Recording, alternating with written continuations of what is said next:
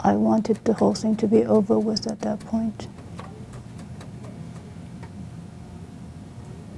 How long was it from the time that you first made this claim to the time that the settlement was achieved? 2 or 3 months? Without any litigation in court, right? Correct. But by that point, you had decided you wanted the whole thing over? Yes. But you hadn't had any meetings with your father about it? It's all done No. through lawyers? Correct.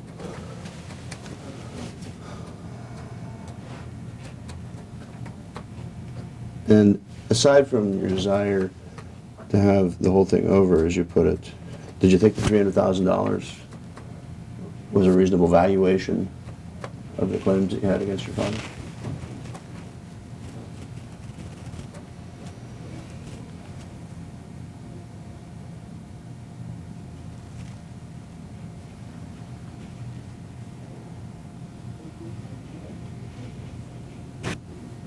I don't know how to answer that.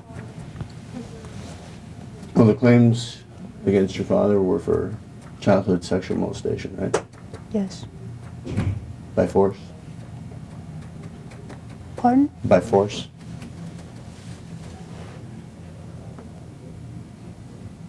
The claims were, yes. On repeated occasions? Yes. And were those allegations true? Objection, relevance.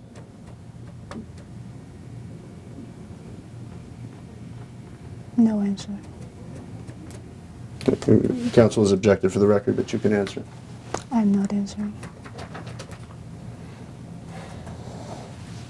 Mr. Barrett, would you like to take a moment to advise your counsel of the procedures following a witness's refusal to answer questions at deposition? Advise my counsel. I'm sorry, advise your client.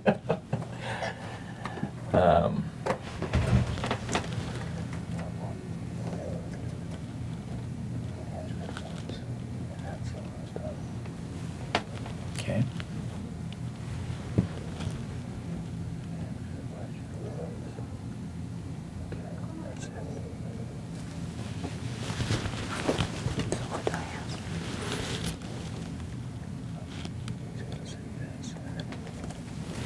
Okay. Go ahead, counsel. And once again, were those allegations true?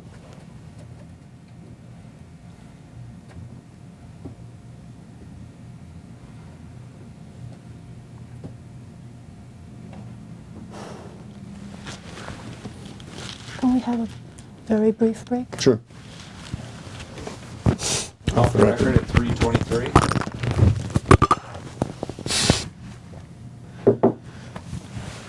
Back on the record at 3:27.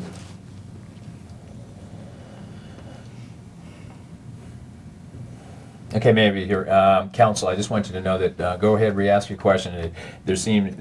I think there's some terminology that you can clear up just by proper questions, and she is more than willing to answer. She was having a problem with the terminology. Oh, okay. Okay, so we worked through that. Okay, can you tell me what part of the terminology was giving you pause? The word molestation. Okay. My intention is not to embarrass you or humiliate you by asking unnecessary questions about details, but what term would you use to No, I characterize it? I just wanted a clarification with my counsel on what that covered. That was all. Yeah, it's a broad, excuse me, I'm sorry, counsel, but it's a broad term, and what it does, there's things that it does include, and there's things that it doesn't include. So if you feel that you're not getting the exact answer you're looking for, she's going to be clear on that. Okay. Well, the complaint, first cause of action is for childhood sexual abuse. Is that term one that you're comfortable with? Fine. Okay. And are the allegations of childhood sexual abuse that you made against your father true?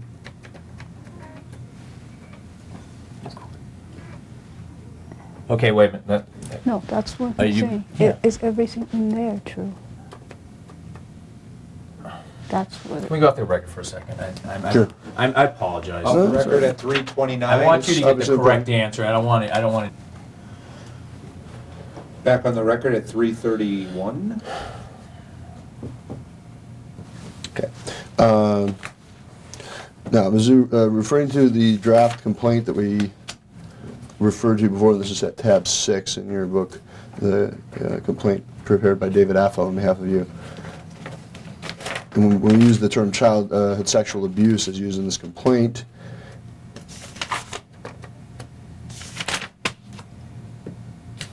you had indicated off the record that the complaint is inaccurate in some respects, correct?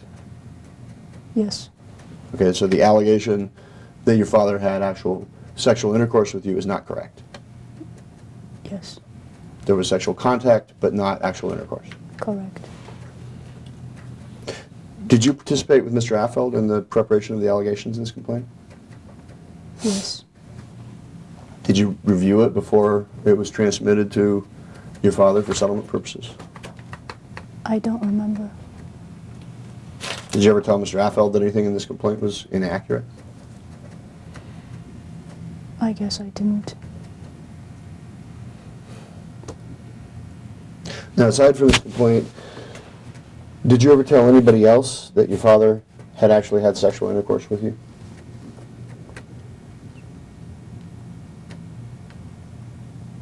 Michael Salini? You told Michael that? Yes. But when you told Michael that, it wasn't true?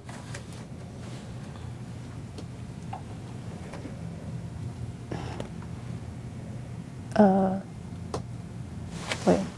When I told Michael, Did you tell Michael that your father had had sexual intercourse with you? yes, I told him that. But that wasn't true. That was not true. Did you intentionally lie about your father having sexual intercourse?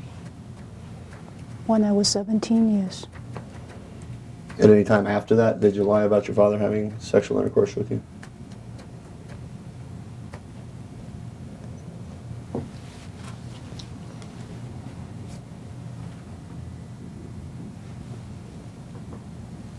I don't think I said things about intercourse as opposed to abuse.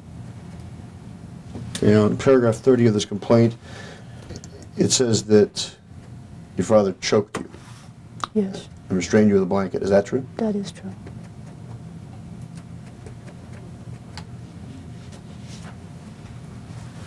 On how many occasions did this sexual abuse occur?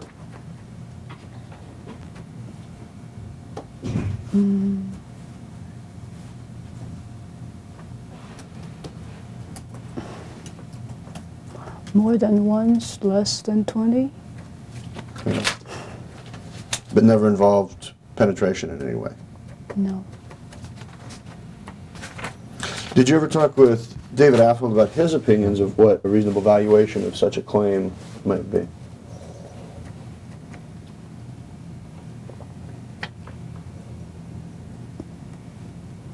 Not in exact dollar amounts, I don't think. In rough dollar amounts? Not in real dollar amounts. In what sense did you discuss with Mr. Affel what an appropriate valuation of such a claim might be? I think that's where the percentage came in. And the only two valuations that you're aware of are 10% of your father's net worth or $300,000, one or the other. That I'm aware of. Did you tell David Affel that your father had had sexual intercourse with you?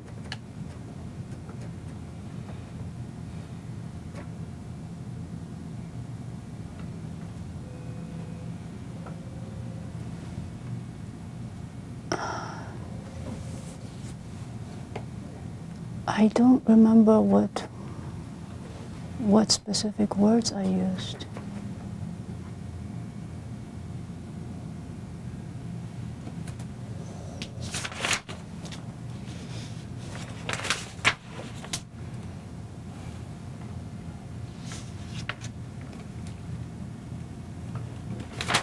Now, it says your father was also physically violent against you when you failed to achieve perfect grades in school.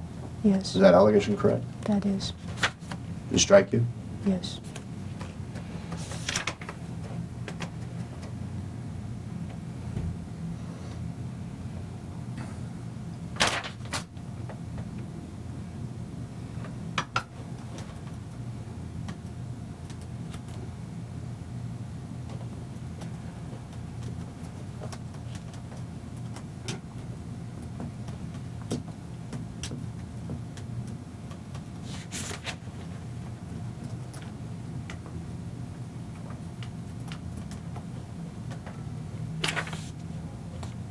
So in paragraph 31, where it says Minzu then proceeded to rape plaintiff, you didn't say that to Mr. Affeld?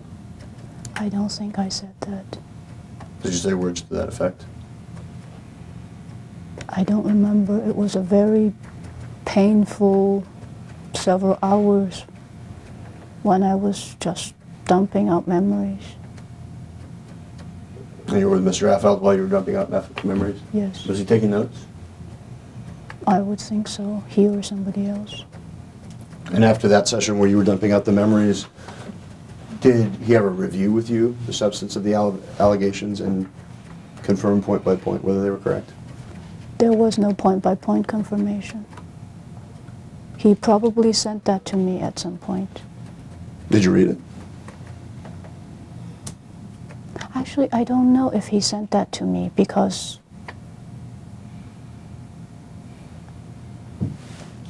I don't know if he actually sent that specific complaint to me. And in the course of the settlement discussions, do you know whether your father acknowledged or denied the sexual abuse that occurred? I don't know. I was not present. Now, during this time period, you were still in business with Michael's Loan as boutiques, correct? Yes. Had you had any discussions with Michael about dissolving the partnership? Yes, that's how this came about. In what way is the dissolution of boutiques how the claim against your father came about?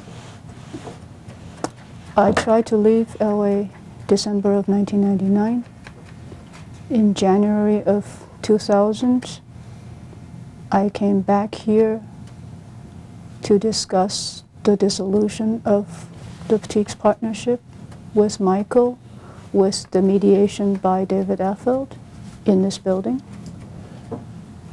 When you say in this building, not obviously on this floor. Not this floor, I don't think. I don't know. I don't remember exactly where Affeld's office is. Mm-hmm. And at that time, was Mr. Affeld representing you in connection with these claims? No, he was not. He was, however, acting. He was a lawyer to both Michael and me individually and sometimes together. Was he a personal friend of one or the other, or both of you? Personal friend of Michael's, yes. Not you?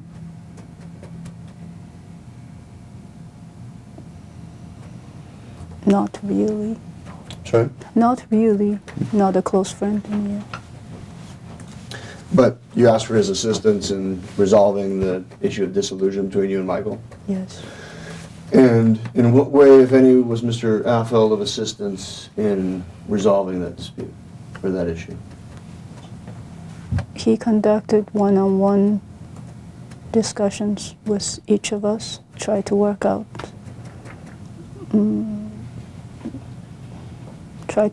what we thought about the matter. Now, at that point, were your discussions with Michael about dissolution amicable, or had they become a source of dispute between the two of you? A bit of both. And when you went to Mr. Affeld and asked for his help in resolving the situation, to the best of your recollection, what was your position on the issue of dissolution at the time?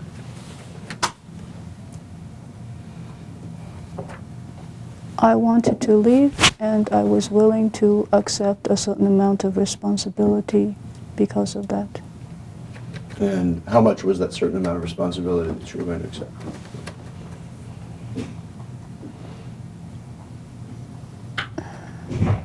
I had in mind certain obligations that boutiques had incurred as a partnership. Which obligations were those?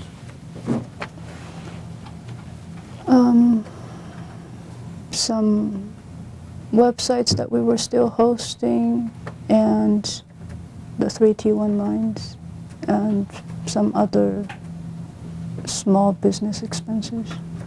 or smaller business expenses. And what was the total amount of obligations that you had in mind taking responsibility for?